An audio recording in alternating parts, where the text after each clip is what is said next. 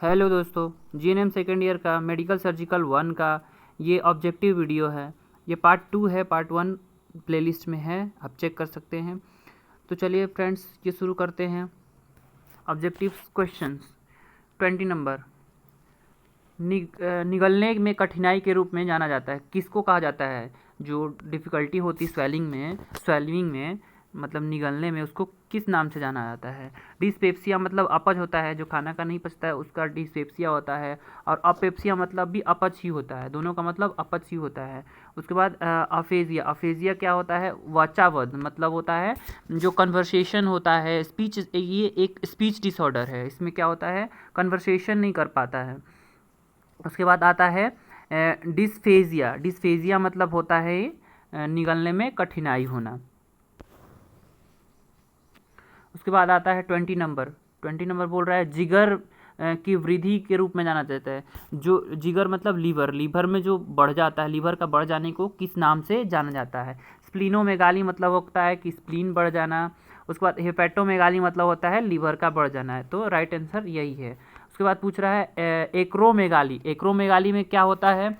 Acromegaly में होता है कि किसी का नॉर्मल हाथ पैर होता है, लेकिन उसमें एक्रोमेगाली में क्या होगा? उसका हाथ पैर या फेस जो होता है वो ओवर ग्रोथ करेगा, मतलब वो पता चल जाएगा कि ये कुछ ज़्यादा ही बड़ा है। उसके बाद एक आता है, ये आता है हिपैटोस्प्लिनोमेगाली। इसमें क्या होता है? लीवर के साथ स्प्लीन भी ग्रोथ होता है, दोनों साथ में एक्स्ट्रा ग्रोथ होता है, मतलब ज़्यादा बढ़ जाता है, उसको बोलते हैं हिपैटोस्प्लिनोमेगाली। उसके बाद आता है मस्तिष्क की सूजन। मस्तिष्क की सूजन बोल रहा है, तो इसमें पूछ रहा, मस्तिष्क का सूजन को किस नाम से जाना जाता है? मेनिंजाइटिस। मेनिंजाइटिस तो मेनिंजेस लेयर जो होता है उसको बोलते हैं। इंसेफेलाइटिस बोलते हैं, मस्तिष्क के सूजन को इंसेफेलाइटिस बोलते हैं। ये क्या बोल रहा है? ग्लायोमा। ग्लायोमा किसको बोलते हैं? ग्लायोमा जो होता है वो मेलिग्नेंट टाइप का टिश्यू में, जो हमारे नर्व जो होते हैं उसमें एक मेलिग्नेंट कैंसर को ग्लाइकोमा कहते हैं। उसके बाद बोल रहा है न्यूराइटिस। न्यूराइटिस बोलते हैं जो नर्वस न्यूरॉन्स होता है उसमें इन्फ्लेमेशन होता है। तो राइट आंसर होगा इंसेफेलाइटिस।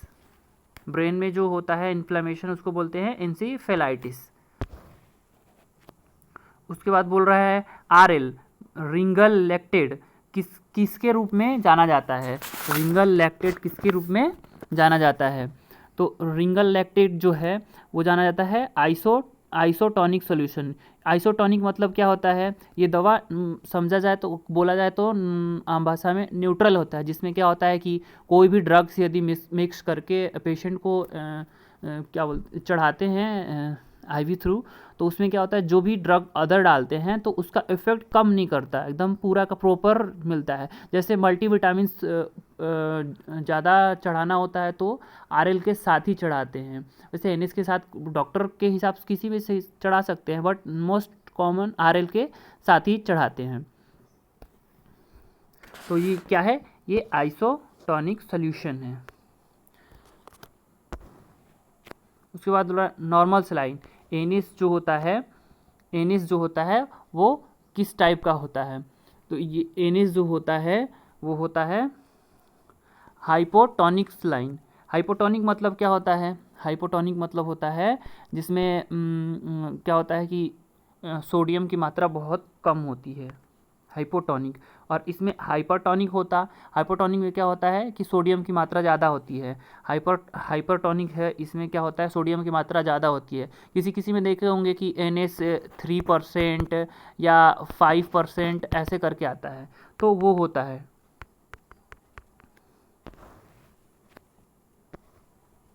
उसके बाद बोल रहा है कि फेफड़े में ऑल्विलाई द्रव्य की संग्रहण किस रूप में जाना जाता है?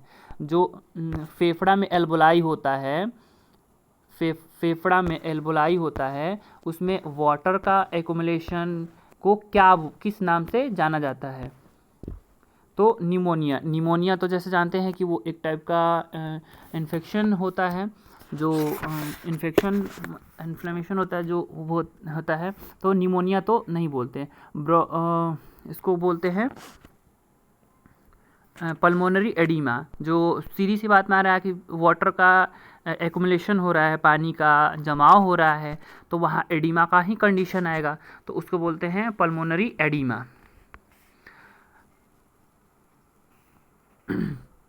और इसको एटेलैक्टाइसिस को क्या बोलते हैं? एटेलेटैक्सिस को बोलते हैं जो लंग्स जो कोलैप्स कर जाता है, मतलब लंग्स सिकुड़ जाता है, उसको बोलते हैं एटेलेटिक्स, एटेलेटैसिस। उसके बाद आता है 26 नंबर, नाइट्रोग्लिसरीन किसके रूप में किसके मैनेजमेंट के में इस्तेमाल किया जाता है? नाइट्रोग्लिसरीन एक ड्रग है जो मोस्ट कॉमन वो होता है वैसोडाइलेटर, मतलब जो हमारे वेसल्स होते हैं उनको थोड़ा डाइल्यूट करता है। तो कौन कौन सा में आता है? ये बोल रहा है RHD। RHD का फुल फॉर्म क्या होता है? Rheumatic heart disease, rheumatic heart disease होता है। उसके बाद स्ट्रोक, स्ट्रोक मतलब होता है कि ऑक्सीजन की सप्लाई ब्रेन में नहीं होती, उसको स्ट्रोक बोलते हैं। GERD का फुल फॉर्म क्या होता है? गैस्ट्रो इसोफेजियल रिफ्लेक्शन डिजीज़ बोलते हैं, मतलब जो भी हम खाना खाए फिर वापस हो जा रहा है हमारे इसोफेजस में, जैसे खट्टा डकार आता है या फिर कभी डकार आता है तो मुंह में फील होता है कि खट्टा खट्टा सा लग रहा है, तो वो होता है और ये बार बार होता है, उसको बोलते हैं GERD। उसके बाद बोलते हैं अंजाइना। अंजाइना जो होता है इसमें क्या होता है कि ये चेस्ट पेन को अंजाइना बोलते हैं, और जिसमें क्या होता है कि हार्ट का सप्लाई नहीं हो पाता है, तो ये ड्रग उसी में दिया जाता है। और ये है वेसोडाइलेटर, मतलब कि जो वहाँ का वेसल्स है उनकी डाइल्यूट करके बढ़ाता है, जिसकी वजह से सप्लाई ज़्यादा होती है, तो ये इसमें अंजाइना में किया जाता है। बौनेपन, ड्रॉफिज्म किस कारण से होता है? ड्रॉफिज्म किस कारण से होता है? तो सेक्स हार्मोन से तो नहीं होता। उसके बाद पिट्यूटरी हार्मोन, पिट्यूटरी हार्मोन तो कोई होता ही नहीं है, पिट्यूटरी ग्लैंड होता है। उसके बाद होता है पैराथायरॉयड हार्मोन, पैराथायरॉयड हार्मोन, तो ये होता है पैराथायरॉयड, पिट्यूटरी ग्लैंड जो है पैराथायरॉयड हार्मोन को रिलीज करता है, तो ये पैराथायरॉयड हार्मोन होगा।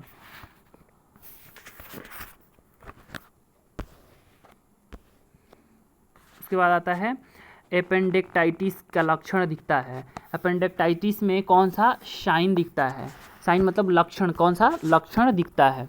तो एक हो गया होमैन साइन। होमैन साइन में क्या होता है कि पैर की पिंडली में दर्द होता है, तो होमैन साइन तो नहीं होगा, ये पैर की पिंडली में तो दर्द नहीं होता, वो तो पेट में होता है, सबको पता है एपेंडाइटिस कहाँ होता है। उसके बाद एक आ रहा है कर्निंग साइन। कर्निंग साइन जो है मेनिंजाइटिस में जब मेनिंजाइटिस होता है उसमें होता है, और इसमें क्या होता है कि लेग जो होता है एक 130 पे किया जाता है, तो उसमें उसका सिम्टम्स बहुत सीवियर पेन होता है, तो वो होता है कर्निंग साइन। उसके बाद आता है MC burning sign. MC burning sign ही इसमें होता है। इसमें क्या होता है, जो MC बर्निंग में क्या होता है, पेन होगा, कहाँ पे होगा? लेफ्ट लोअर क्वाड्रेंट, मतलब लेफ्ट लोअर क्वाड्रेंट में ही होगा, सॉरी राइट लोअर क्वाड्रेंट में होगा, क्योंकि हमारा अपेंडिक्स कहाँ स्थित तो सिचुएटेड होता है? राइट लोअर क्वाड्रेंट में सिचुएटेड होता है, वहीं पे स्मॉल इंटेस्टाइन और लार्ज इंटेस्टाइन मिलता है, तो वहीं पे अपेंडिक्स प्रेजेंट रहता है। तो अपेंडाइटिस कहाँ पे कौन सा साइन होते हैं? मैक बर्निंग साइन। और एक ये है बेबिकन साइन, इसको क्या बोलते हैं? पैर की उंगली जो होती है वो फड़फड़ाती है, उसको बोलते हैं बेबिकन साइन। हाई ब्लड प्रेशर किसको कहते हैं? सबको पता है हाई ब्लड प्रेशर किसको कहते हैं। हाई ब्लड प्रेशर बोलेंगे 150/100 mm ऑफ Hg जिसको होगा जिस पेशेंट को, उसको हाई ब्लड प्रेशर बोलेंगे। ये नॉर्मल है, ये भी इवन नॉर्मल ही माना जाता है, लो में ये आता है। डैश, अब फिल इन द ब्लैंक्स में फिल इन द ब्लैंक्स शुरू हो जाता है फ्रेंड्स यहाँ से। उसके बाद आता है डैश, अपने वातावरण में पूरे वयस्कों के साथ संयुक्त अध्ययन, पुराने वयस्क मतलब ओल्ड एज जो होते हैं उनके अध्ययन किस रूप में जाना जाता है। जो ओल्ड एज व्यक्ति होते हैं उनकी अध्ययन को किस रूप में जाना जाता है? जैसे जानते हैं कि ओल्ड एज केयर को बोलते हैं जीरियाटिक्स, तो वैसे ही होगा। हाँ, ये एंथ्रोपोलॉजी मतलब होता है ह्यूमन बींग का जो होता है, ह्यूमन बींग का स्टडी को एंथ्रोपोलॉजी बोलते हैं। उसके बाद जीरियाटिक में हो गया, जीरियाटिक ही इसका राइट आंसर होगा। क्यों? क्योंकि जीरियोंटोलॉजी होगा, क्योंकि इसमें ही जो ओल्ड एज होते हैं उनका स्टडी किया जाता है। इसका नाम है scientific study of old age. Sociology समाजशास्त्र, पता ही है, समाज के अध्ययन को समाजशास्त्र कहते हैं। फिजियोलॉजी हो, पता ही है, जो भी हमारा ऑर्गन्स का क्या फंक्शन है उसमें पढ़ते हैं फिजियोलॉजी। उसके बाद आता है 31 क्या बोल रहा है? फ्रूसामाइड, एक प्रकार के जो फ्रूसामाइड है, जैसे हाँ, फ्रूसामाइड जो है एक प्रकार का फ्रूसामाइड जो है वो ड्यूरेटिक्स है। ड्यूरेटिक्स मतलब क्या होता है? जो यूरिन को बढ़ाता है, जो एडिमा कंडीशन होता है उसको कम करता है। इसमें क्या करता है? ड्यूरेटिक्स में क्या होता है? यूरिन को ज़्यादा बढ़ाता है। एनाल्जेसिक तो पता ही है, पेन होता है। एंटी इन्फ्लामेटरी पता ही है, जो इन्फ्लामेशन को कम करता है। प्रोटॉन पंप इनहिबिटर क्या करता है? ब्लॉक करता है रिलीज होने से, एंजाइम जो हो उनका रिलीज होने से ब्लॉक करता है, जैसे HCl को रिलीज होने से ब्लॉक करता है प्रोटॉन पंप इनहिबिटर। उसके बाद बोल रहा है, क्या बोल रहा है? 33 डैश एक रेडियो ओपेक पदार्थ के उदाहरण है। रेडियो ओपेक मतलब क्या समझते हैं? पहले ये तो समझ ले। एक्सरे जैसा रेडिएशन होता है जिसको रेडियो ओपेक बोला जाता है। तो उसमें क्या बोल रहा है? Barium. Right answer is barium. Barium में क्या बोल रहा है? एक्सरे में जो होता है वो एक्सरे में विजुअल होता है। जो बेरियम होता है एक्सरे में विजुअल होता है, और बेरियम खास करके जैसे GI ट्रैक होता है उसमें पिलाया जाता है। इसोफेगस, स्टमक, इंटेस्टाइन, सब में क्या होगा? जब एक्सरे करेंगे तो उसमें विजुअलाइज होगा, वो अलग से चमकीला टाइप में दिखेगा। प्रोटीन तो होता नहीं है, जैसे जानते हैं प्रोटीन, वाइटमिन्स नहीं होता, फैट नहीं होता, वो होता है एक्सरे के लिए कौन होता है? बेरियम यूज़ होता है। उसके बाद आते हैं 33 क्या बोल रहा है? डैश मॉन्टेक्स परीक्षण जो होता है वो टीबी का क्या स्क्रीनिंग टेस्ट में किया जाता है। तो ये ट्यूबरक्लोसिस है, स्क्रीनिंग टेस्ट के लिए किया जाता है मॉन्टेक्स परीक्षण।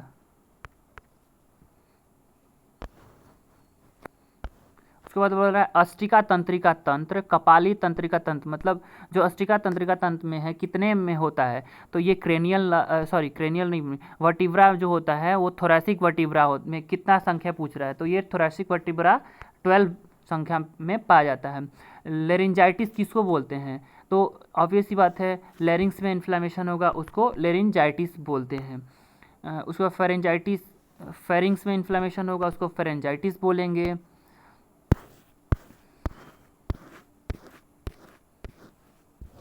ट्रैकिया में इन्फ्लामेशन होगा ट्रैकियोटाइटिस बोलेंगे। लैरिंग्स में इन्फ्लामेशन होगा उसको बोलेंगे लिम्फ नोड में जो इन्फ्लामेशन होगा उसको बोलेंगे लिम्फडेनाइटिस। तो इसका एग्जैक्ट आंसर होगा लैरिंग्स।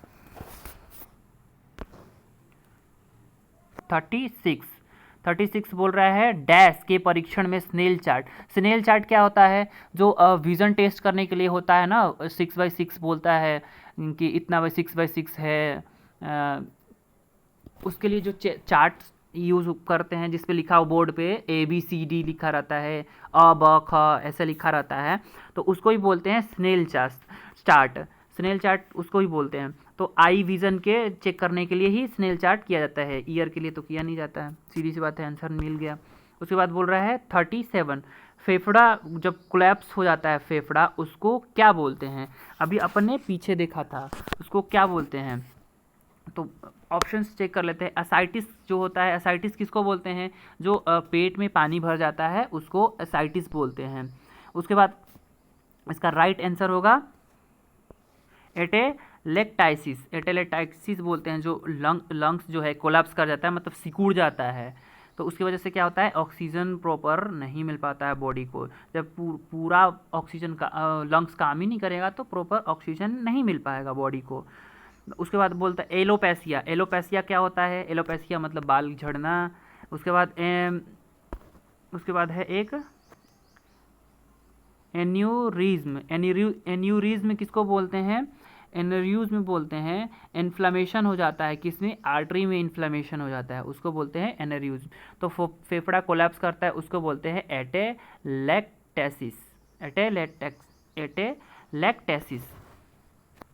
उसके बाद 38 में क्या आ रहा है, औषधि जो मूत्र के प्रभाव को कम करती है उसे क्या कहते हैं, तो मूत्र बढ़ाती है उसको ड्यूरेटिक्स बोलते हैं।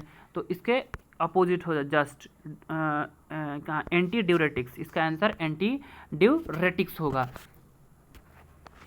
उसके बाद ये ऑप्शंस देख लेते हैं। ड्यूरेटिक्स मतलब तो जो यूरिन को बढ़ाता है। उसके बाद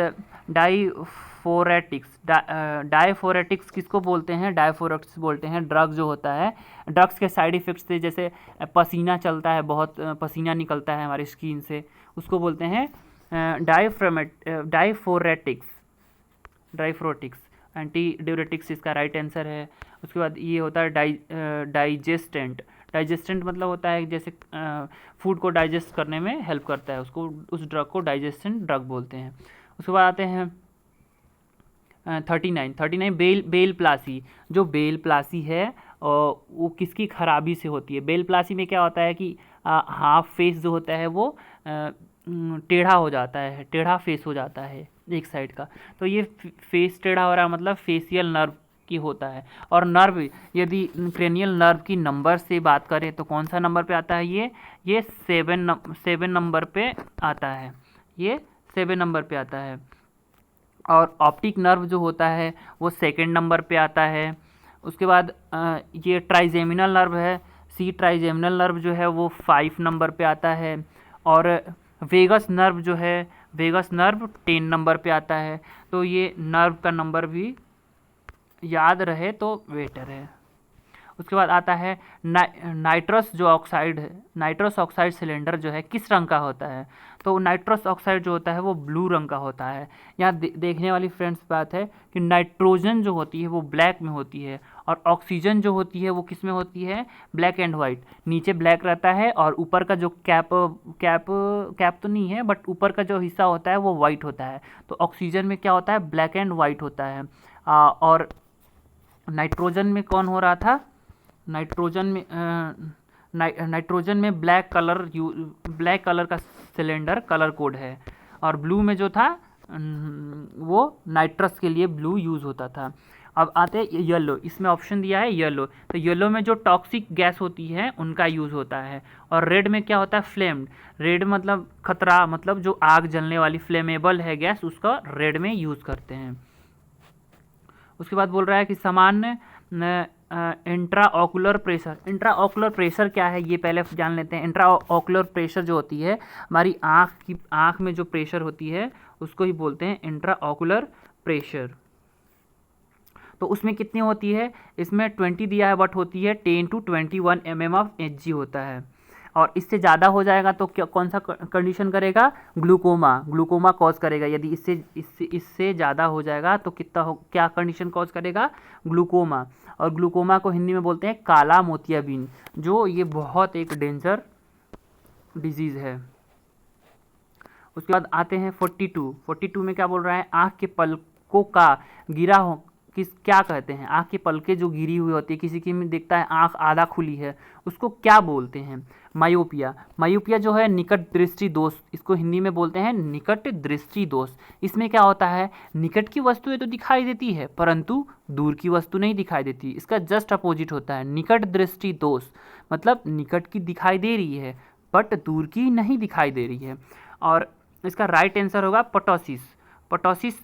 एग्जैक्ट इसका उच्चारण देखें तो टॉसिस होता है बट पी लिखा है तो पटोसिस नहीं पढ़ेंगे, इसको टॉसिस पढ़ेंगे।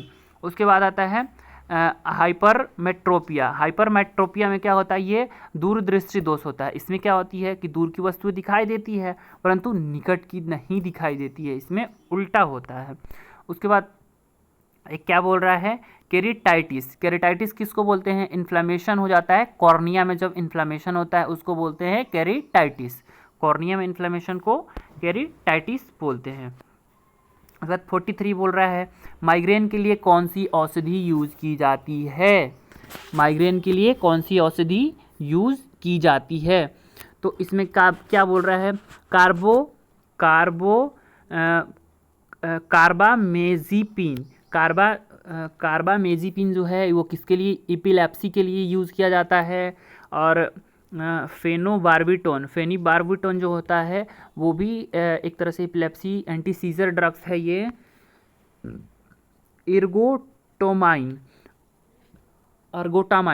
अर्गोटामाइन किसके लिए यूज़ किया जाता है, यूज़ किया जाता है अत्यधिक जो माइग्रेन अधिक हो जाता है, सीवियर पेन होता है उसके लिए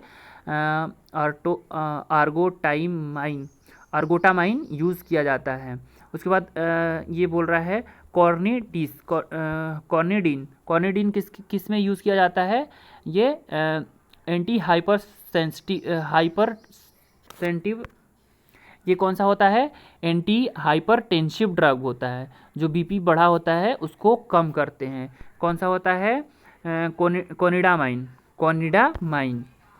बोल रहा है। पेनिसिलिन की खोज किसने की थी, अलेक्जेंडर फ्लेमिंग ने पेनिसिलिन की खोज की थी। और इसमें दिया है रॉबर्ट कोच ने क्या किया था, सेल का खोज किया था। उसके बाद आता है 45 क्या बोल रहा है, जब सीरम में पोटेशियम का स्तर ज़्यादा होता है तो इस स्थिति को क्या कहते हैं। जब सीरम, हमारे ब्लड सीरम में पोटेशियम की ज़्यादा होता है, मतलब कि हाइपर तो लगना निश्चित ही है, हाइपर लगना निश्चित है। क्यों, क्योंकि ज़्यादा हो रहा है, और कम होता तो हाइपो लगता, तो हाइपर तो लगना है। तो अब देखते हैं फ्रेंड्स क्या बोल रहा है ये, हाइपरनेट्रेमिया में क्या होगा, हाइपरनेट्रेमिया नहीं होगा, इसमें इसका राइट आंसर होगा हाइपरकैलेमिया। हाइपरनेट्रेमिया में क्या होगा, कैल्सीमिया में क्या होगा, इसमें कैल्शियम ज़्यादा हो जाएगा। अच्छा, इसमें सब दिया हाइपरकैलेमिया, ये तो रॉन्ग है, राइट आंसर है हाइपरकैलेमिया, क्योंकि ज़्यादा हो रहा है। उसके बाद नाक की श्लेष्मा झिल्ली की शोथ को क्या बोलते हैं। साइनसाइटिस तो साइनस में जो इन्फ्लामेशन होगा उसको बोलते हैं, लेरिंजाइटिस तो लेरिंग्स में इन्फ्लामेशन होगा उसको बोलते हैं, मेनिंजाइटिस तो मेनिंजेस लेयर में जो होता है इन्फ्लामेशन उसको बोलते हैं। इसको बोलते हैं नाक की श्लेष्मा झिल्ली, जो नाक में इन्फ्लामेशन होता है उसको बोलते हैं रेहनाइटिस। इसका राइट आंसर है रेहनाइटिस। 47 एड्रिनल मेडुला में ट्यूमर की उपस्थिति को क्या बोलते हैं। एड्रिनल कफ सिंड्रोम नहीं बोलते हैं, क्या है, फियोक्रोमोसिटोमा बोलते हैं। इसका राइट आंसर होगा फियोक्रोमोसिटोमा।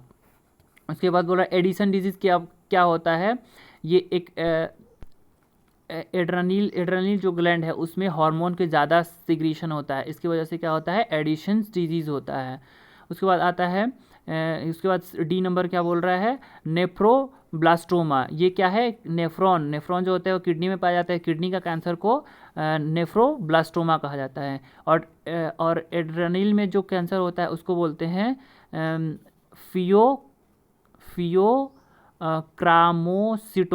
फियोक्रोमोसिटोमा। तो 48 क्या बोल रहा है फ्रेंड्स,